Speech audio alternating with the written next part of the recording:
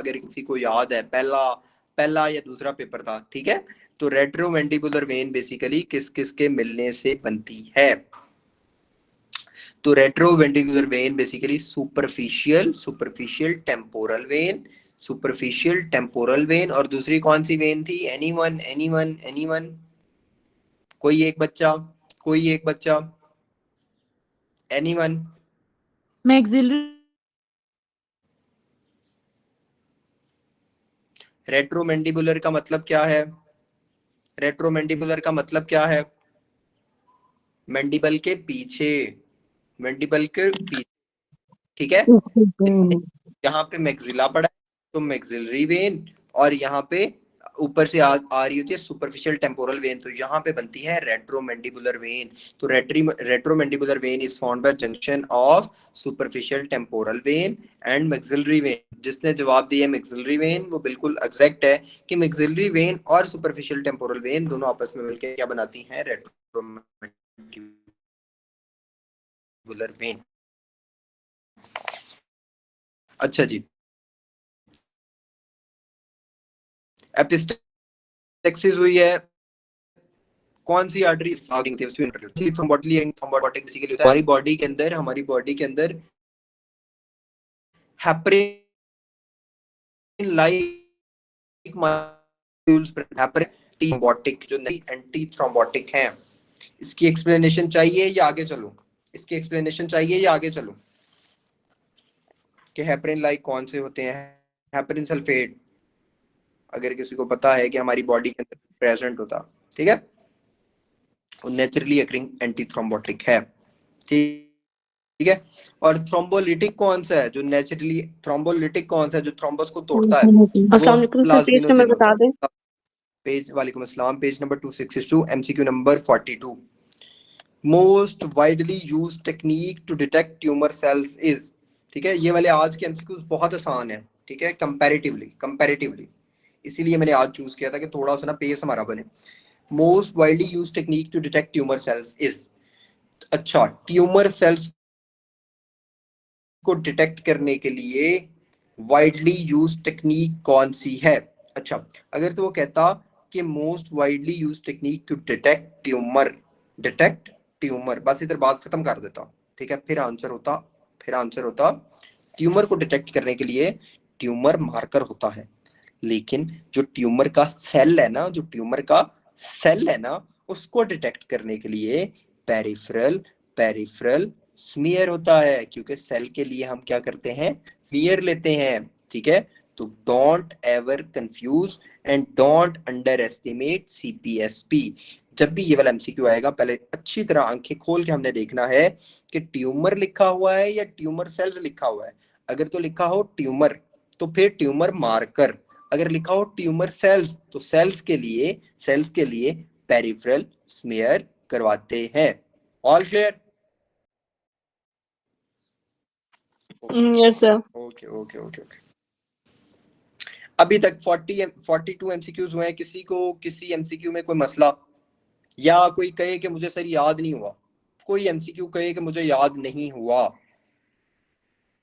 ठीक है, ठीक है, ठीक है। Submandibular gland lies at the mandible angle, ठीक है, आज मैं सुनूंगा, ठीक है। Submandibular gland lies at the mandible angle, ठीक है। Surgery of this will lead to damage of which structure, ठीक है। अच्छा, उसने कहा है कि जो सब मैंडिबुलर ग्लैंड है ना वो मैंडिबुलर एंगल पे होता है, मैंडिबल के एंगल पे होता है, ठीक है। Surgery of this will lead to damage of which structure adjacent to this, तो अगर हम इसकी सर्जरी करेंगे तो कौन सी नर्व डैमेज होगी, कौन सा स्ट्रक्चर डैमेज होगा, ठीक है। तो वो कौन सी होगी? फेशियल नर्व, बिकॉज सब मैंडिबुलर यहाँ है, और ठीक है यहाँ पे मैंडिबल के एंगल पे, और ऊपर होता है पेरोटिड। और फेशियल नर्व आप सबको याद होगा पेस इंसेरिनस। फेशियल नर्व जो होती है अपनी 5 ब्रांचेस देती है, अपनी 5, जिनको हम यूं करके याद करते थे, ठीक है, 5 ब्रांचेस, नीचे वाली सर्वाइकल और इस तरह उसकी जो फेशियल नर्व की 5 ब्रांचेस पेरोटिड के अंदर, तो उसे क्या कहते हैं? पेस इंसेरिनस। पेस इंसेरिनस क्या होता है? एक बतख का पंजा, ठीक है, बतख का पंजा, ठीक है। तो यहाँ पे जो नर्व डैमेज होगी वो बतख के पंजे वाली फेशियल नर्व डैमेज होगी, ठीक है। While doing submandibular gland surgery following nerve damage, कौन सी फेशियल नर्व की ब्रांच सर? ठीक है, फेशियल नर्व की, ये ऊपर वालियों को फिलहाल छोड़ दो। ये जो थी, ये वाली जो ये मैंने बतख का पंजा बनाया था, ये जो नर्व थी ये है marginal mandibular, because it is present at margin of mandible. और नीचे वाली क्या थी? सर्वाइकल, छोटी उंगली वाली सर्वाइकल। मार्जिनल मैंडिबुलर यहाँ पे डैमेज होगी, सर्वाइकल नहीं होगी, ठीक है। Marginal mandibular, marginal mandibular. All clear? All clear?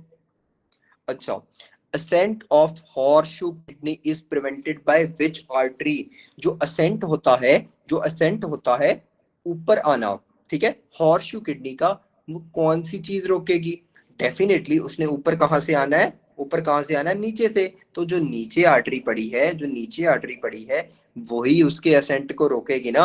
Like this is my kidney, this is my kidney, this is like my one kidney, ठीक है, या this is, these are my two kidneys, ठीक है। इन्होंने ऊपर आना है, इन्होंने ऊपर आना है, तो इनके असेंट को रोकने वाली चीज नीचे पड़ी होगी ना, नीचे पड़ी होगी ना। तो इंफीरियर मेसेंटेरिक, इंफीरियर, थोड़ा कॉमन सेंस को इधर हमने यूज करना है कि इंफीरियर मेसेंटेरिक आर्टरी जो नीचे पड़ी होती है, ये सिंपल लग रहा है, पेपर के प्रेशर में जब होते हैं तो फिर कंफ्यूज हो जाता है, ठीक है। इसलिए थोड़ा सा इसको अभी ही टेक्निकल तरीके से याद कर लो, ठीक है, कि नीचे वाली चीज ने उसको रोकना है, इंफीरियर मेसेंटेरिक आर्टरी, ठीक है, वो असेंट ऑफ हॉर्शू किडनी को प्रिवेंट करती है।